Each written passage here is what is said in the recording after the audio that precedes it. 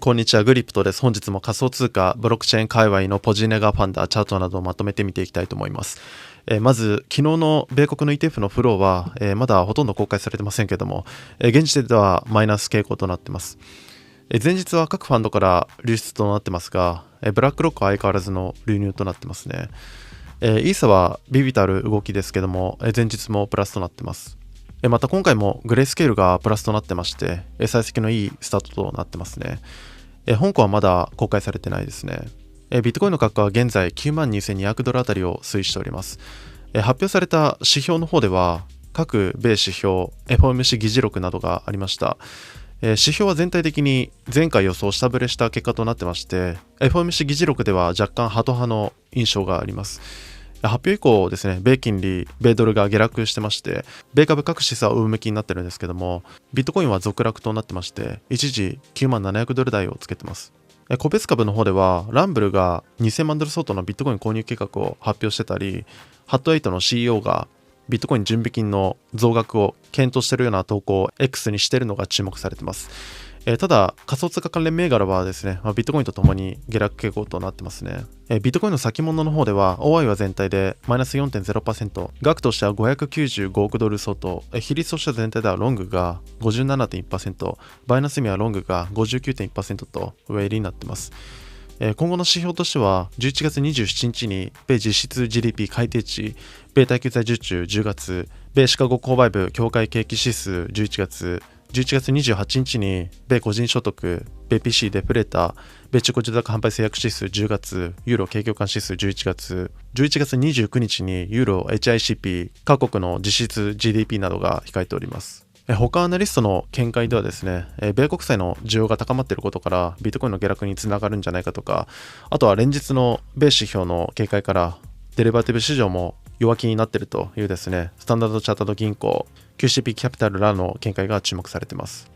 そしてオンラインチャン企画ですね、昨日の私の予想では米指標ラッシュがあるもののですね、祝日に入るんで米市場閉場前に反発期待したいという予想だったんですけども、これがそもそも祝日の日を間違ってて、祝日が明日なんですよね。完全にミスっちゃいましたね。申し訳ない。それなら下要素しかなかったですね。結果としては米指標発表後ですね、米株は上向くものの、ビットコインは続落となってまして、判定時刻の11月27日 AM6 時時点のビットコインは91,036ドルなんで、昨日の94,130ドルよりも下なんで外れです。たまにあるんですよ、この祝日ミスが。もう日本時間の日付とのごっちゃになっちゃうんですよね。なので今回から指標に祝日を記載するようにしました。いやー、今回取れたな、もったいないことした。はい、ということで明日の予想ですね、上です。米指標まだありますけど、祝日入りますし、チャート的にも一旦調整かかりそうな9万ドルまで落ちてるんで、AM6 時までには反転してるだろうと思いました。なので11月28日 AM6 時時点のビットコインは現在の92,395ドルよりも上、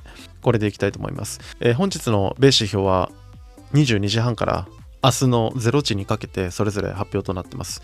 それらの時間帯にどのように動くのか注目ですね。あとはイーサーですね。イーサーの価格は現在3340ドル、BTC 建ては 0.0361 と。先物の方では OI は全体でマイナス 1.5%、額としては209億ドル相当、比率として全体ではロングが 57.1%、バイナス意味はロングが 80.3% と上入りになっています。イーサ関連の話題では L2 の需要が増していることからブロブの手数料が急騰しまして、イーサの番量が増加していることが注目されています。価格的には昨日はビットコインが落ちつつもですね、イーサ以下アルトが耐えて BTC 建てで上がってましたけども、今回の下落で一緒に落ちた展開となっています。ただ BTC 建ては未だ保ってますね。ビットコインのドミナンスも 58.6 あたりと、昨日から変化なしです。この調子だと、ビットコインが反転した時にですね、アルトの方が強くなる展開になるんじゃないかなと思いますけど、イーサのチャートだけ見たらドル当てでは引き続き3600のコープを抜けられるかが焦点になると思います。イーサの今後にも注目ですね。あとその他の動向では、トランプ政権が仮想通貨規制の権限を CFTC に移管する可能性があるという報道が出ています。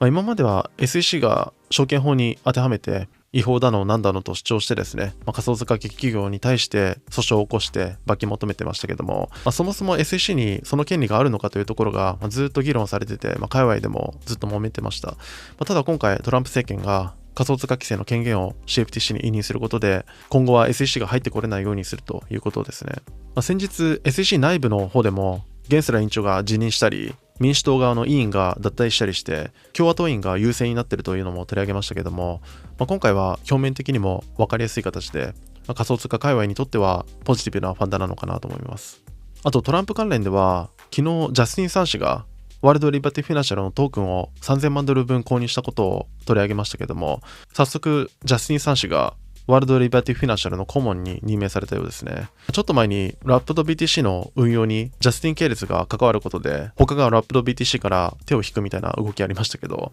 今回はどうなるんでしょうかね。もともとワールドリバティフィナンシャル自体が印象いい方ではなかったんで、ジャスティンの知名度でここから巻き返せるのか注目ですね。あと他では仮想通貨を禁止にしていたモロッコが規制を見直すんじゃないかという報道が出てます。詳細はまだ明らかになってないんですけども、モロッコの中央銀行の総裁が仮想通貨規制を起草中と発表したとされています。あとはバイナンスが先物で利用するステーブル BFUSD のリリースを発表しています。先物取引を行わなくても利回りを受け取れる、取引をすればより高い利回りを受け取れるということで注目されています。APY は 10% から 30% あたりとされてまして、ステーブルにしては高いのかなと思いますね。あとはクラーケンが NFT マーケットプレイスの閉鎖を発表してます。他にリソースを割くための閉鎖とされてますね。NFT 事業から手を引くところ増えてますね。あとその他資金調達、リリース関連では、ムーブ言語でチェーンを構築したムーブメントがトークンリリース発表、分散型 AI 系のテイラスネットワークが600万ドル調達を発表しています。これらの今後の展開にも注目ですね。今日はこのところですかね。何かありましたらコメントいただけるとありがたいです。よければチャンネル登録とグッドボタンよろしくお願いします。